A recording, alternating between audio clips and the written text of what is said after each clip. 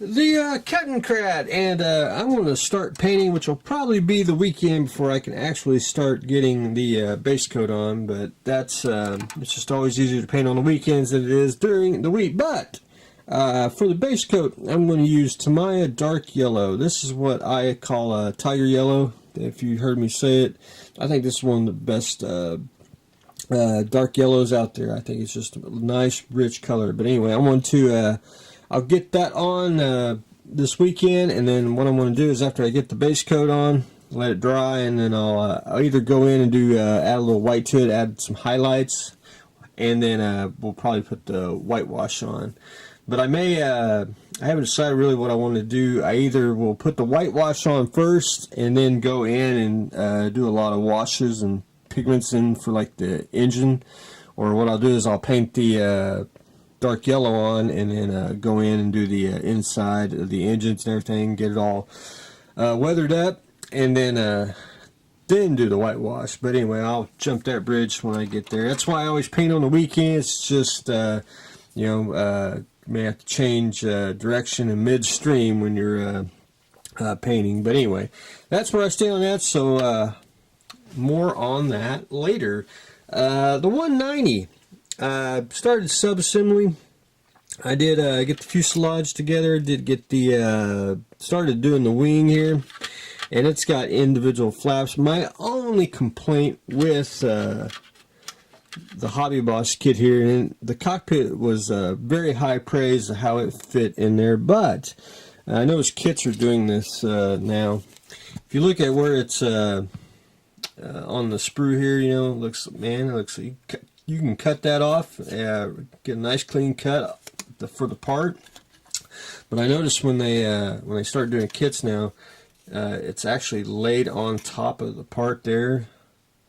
I mean, you pretty much after you cut it off, you got to take your sanding stick and sand it, which I do on all parts, but that's sometimes it's a little too much, and you have to almost take your knife and carve it.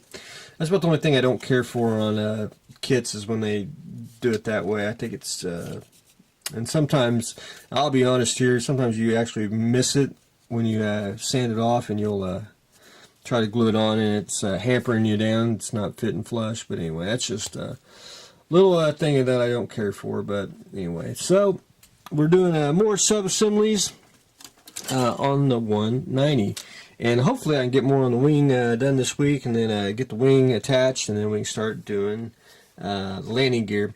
I got to get the canopy on, which I got to get it, which they wrapped it up extremely well. I got to get it out, get the cockpit painted, and get the canopy mask and all that good stuff. But anyway, we're slowly but surely we'll get that, and then I'll start the Tamiya one too, so I can paint both at the same time. The Haunebu, I did get the I guess the cockpit, if you will, control center. Got it assembled. Very little glue, very little. I just barely tacked it on, and everything fits perfectly. Basically had to do this in threes. Got them all on. The three pieces are actually just they're set in there, but the fit's so tight, I don't think you need any glue at all. But anyway, I'll probably I'll add a little bead of glue down here on the sides just to get it, make sure it don't ever fall off. But pretty darn slick. Now I'm working on the this part here, which is, I guess, the bottom of the ship. Got one more piece to cut out, and we'll get that glued together, and then just continue on. But anyway, sub-assemblies are continuing on the Haunebu, and what I'll probably do is I'll get the cockpit in here painted, and it'll just basically be very little, you know, the basic colors, then probably a wash on there, and that will probably be about it. Pretty much what you'll be able to see once you take the top off the top of the ship. Viper's getting real close to being done. I got most of the decals on. That one's still drying because I had to cut and modify it. Got the bottom on. I got to do the other side here. And then there's a couple little ones that go on like on the top here on the original Viper. I may or may not add it on this one. I may change it up just a little bit. And then I got to break out some pigments and do a little, just a little bit of weathering, and then take some pictures, and I can wrap up the Viper. Vandiver car. What I'm doing so far is just I did get the top decal on, and it's just me cutting it out real close to the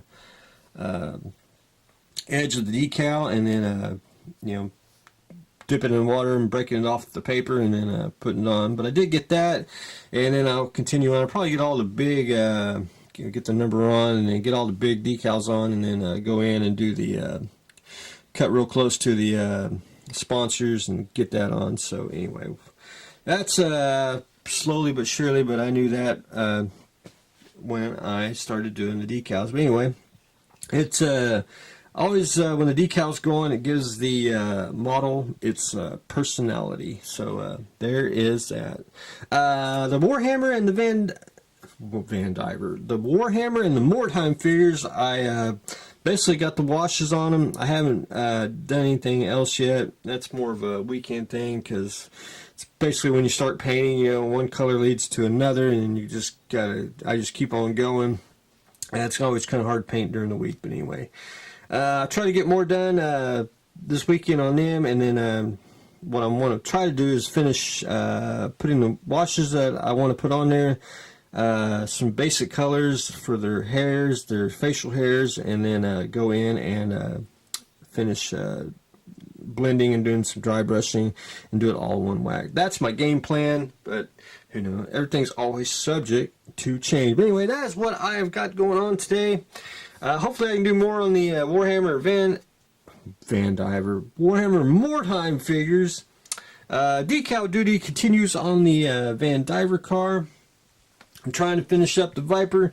Haunebu construction, as is the 190 is being constructed, and we're going to get ready to paint the kettenkrad.